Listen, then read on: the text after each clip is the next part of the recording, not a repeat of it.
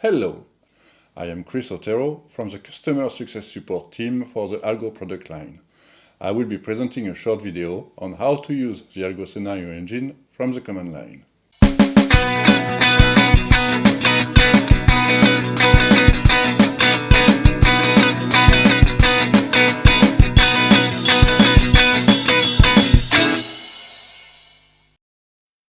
When using the Algo suite, it is necessary to update the time series database and then to generate scenarios. In this video, we will see how to do this from the command line. We will also see how to start and stop the ASE server, as well as how to perform a few other useful tasks. To get the most of this video, you will need to know the Algo scenario engine architecture. If this is not entirely clear to you, I suggest that you watch the ASE presentation video first.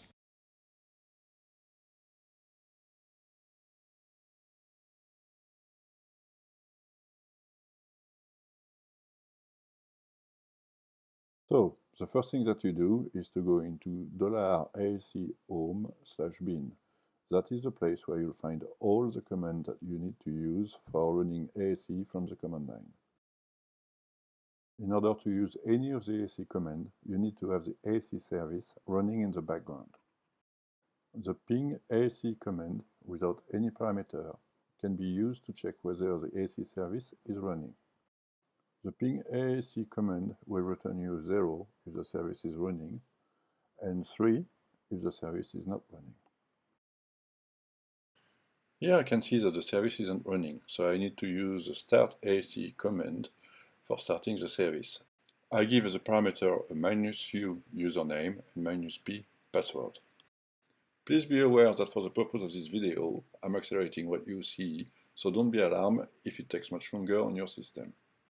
So, I can see now that the scenario engine is ready, something I can confirm by using the ping ASE command again.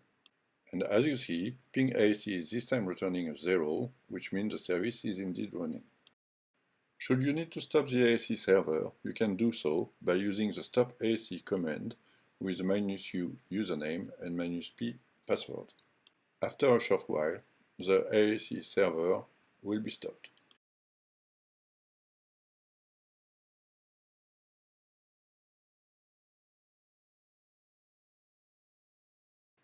In the same directory, $ASE home/bin, there is a time series utility that can be used to manage time series. Let's run it with a -h parameter to see what we can use it for. As you can see, it supports 4 commands: import, delete, update, and export. So let's have a look at how data is exported from the time series database.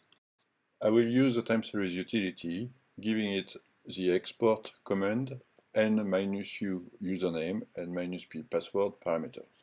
I also need to provide a file name for the export, in this case, test time series.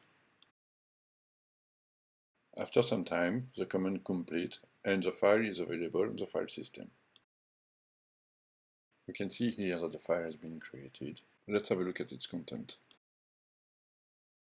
We can now have a look inside the file. It's a CSV file that contains all the time series information for all the risk factors and all the dates. As you can see, it's a large file.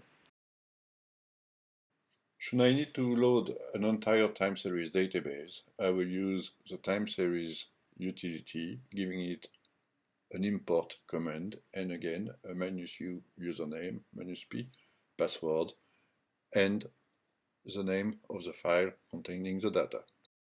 This command can take a while to finish, but after a few minutes it will confirm to you that it's finished.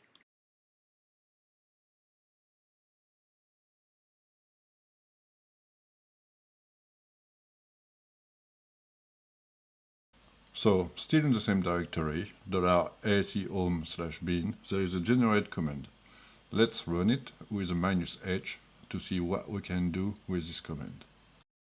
As you can see, it takes all the usual Algo parameters, but you will also have to specify the name of your scenario set, of your output file, as well as the format of your file. For the purpose of this video, we are going to use the CSV format. Please note that you can set extra options, like for example the seed, the number of scenario, number of partition you want to generate, and so on. So let's try to generate a scenario. For this, I'm using the generate command, giving it -u username and -p password, as well as a -s with the name of my scenario set, here single step, -f for the format CSV, and -o for the location of the output file, which is test scenario in the current directory. Once the command is completed, I can see in my current directory that I do have a test scenario.csv. If I look into this file, I can see all the information for my scenario set.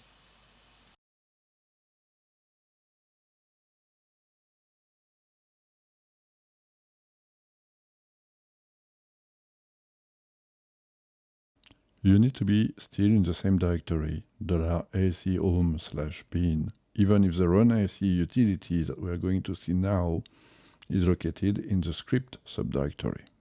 Let's run the run ASE utility with the -h option to see what are the parameters at stake and what we can use it for. As you can see, there is a long list of commands that are supported. Some of them are redundant with the commands we've seen previously, but there are also some actions that can be done only through this utility. For example, if you want to know the list of scenario sets on your system, you can use the run ASE utility with the get scenario set name command. As you can see, this command returns a list of scenario set names. Likewise, you can check the session date by using the get session date command. To change the session date, you can use the set session date command. This concludes our video. Thanks for watching.